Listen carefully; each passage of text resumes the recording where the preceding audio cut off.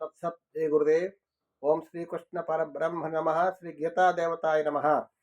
భగవద్గీత 5వ అధ్యాయంలో కర్మ సన్యాస యోగము 7వ శ్లోకాన్ని భగవానుడు తెలియజేస్తున్నారు. యోగయుక్తో విశుద్ధాత్మ విజితాత్మా జితేంద్రియ సర్వభూతాత్మ కుర్వన్నపి నలిప్యతే. మనస్సును వశమునందుంచుకున్నవాడు, జితేంద్రియుడు, అంతఃకరణ శుద్ధి కలవాడు, సర్వప్రాణులో ఆత్మస్వరూపుడైన పరమాత్మను తన ఆత్మగా కలవాడు అగు కర్మయోగి కర్మలను ఆచరించుచున్నను ఆ కర్మలు వానిని అంటవు. పరమాత్మ తెలియజేస్తున్నారు.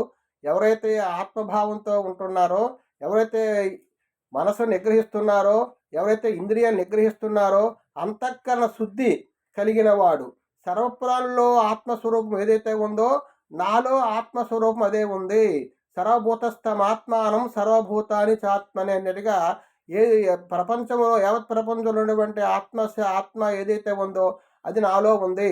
నాలో ఏదైతే ఆత్మస్వరూపం ఉందో అందరిలో కూడా ఆత్మస్వరూపం ఉంది అని భావం చేసుకున్నవాడు ఆ విధంగా ఆయనకి కర్మలు అంటవు. అది దాని గురించి ఇంకో శ్లోకాన్ని తెలియజేస్తున్నారు. 8-9 శ్లోకాన్ని. నైవ కించత్ కరోమీతి యుక్తో మన్యేత తత్వవిత్తు పశ్యన్ శృణ్వన్ స్పృశన్ జిగ్రన్ అశ్రన్ గచ్చన్ స్వపన్ శ్వసన్ ప్రలపన్ విసృజన్ గృహణన్ నిముషన్నపి ఇంద్రియాణీంద్రియార్థేషు వర్తంత ఇది ధారయన్. తత్వజ్ఞుడైన సాంఖ్యయోగి చూచుచు, వినుచు, స్పృశించుచు, ఆగ్రానించుచు, భుజించుచు, నడుచుచు, నిద్రించుచు, శ్వాసక్రియలను నడుపుచు, భాషించుచు, చదించుచు, గ్రహించుచు, కనులను తెరచుచు, మూయుచు ఉన్నను. ఇంద్రియములు తమ తమ విషయములయందు వర్తించున్నవనియు తానేమియు చేయట్లేదనియు భావించును. ఆ విధంగా కర్మయోగి ఏం చేస్తాడంటే సాంఖ్యయోగి అంటే జ్ఞానయోగి, నేను ఏ కర్మ చేయట్లేదు, నేను అకర్తను, నేను నిమిత్త మాత్రుని, నేను ఆత్మస్వరూపాన్ని, కానీ నా ఇంద్రియాలు ఇంద్రియ ప్రభావం చేత కర్మలు చేస్తున్నాయి. ఇంద్రియార్థేభ్య తస్య ప్రజ్ఞా ప్రతిష్ట అన్న ప్రకారం ఏంటంటే ఇంద్రియార్థేస్తు వర్తంతి తారయన్. ఇంద్రియ విషయములందు ఇంద్రియములు ఇంద్రియ విషయముల యందు ప్రవర్తించున్నవి, నాకేమి సంబంధం లేదు అనే భావంతోనే ఉంటాడు.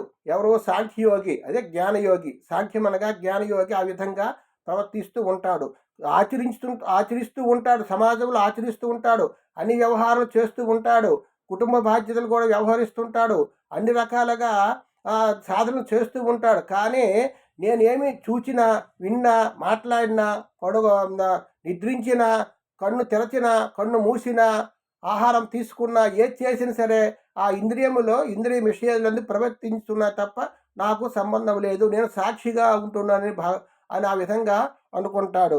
బ్రహ్మణ్యాధాయ కర్మాణి సంగం త్యక్త్వా కరోతి యః లిప్యతేన స పాపేన పద్మపత్రమివాంభసా. కర్మలన్నింటినీ భగవదర్పణము గావించి ఆసక్తి రహితముగా కర్మలాచరించు వానిని తామరాకుపై నీటి బిందువు వలె పాపములు అంటవో. ఎవరైతే కర్మ ఫలితాన్ని భగవంతుడిగా అర్పిస్తారో ఆసక్తి రహితముగా కర్మలు ఆచరించు వారిని తామరాకుపై నీటి బిందువు వలె పాపములు అంటవు. తామరాకు నీటిలో ఉంటుంది కానీ నీటికి అంటదు. ఆ విధంగా మనం ఎన్ని కర్మలు చేసినా సరే మనకి అంటవు. ఆ విధంగా కర్మయోగము ద్వారా మనం జ్ఞానయోగము ద్వారా, కర్మయోగం ద్వారా మన పరమాత్మ స్థానాన్ని పొందడానికి మన అభ్యాసం చేయాలి, సాధన చేయాలని పరమాత్మ తెలియజేస్తున్నారు.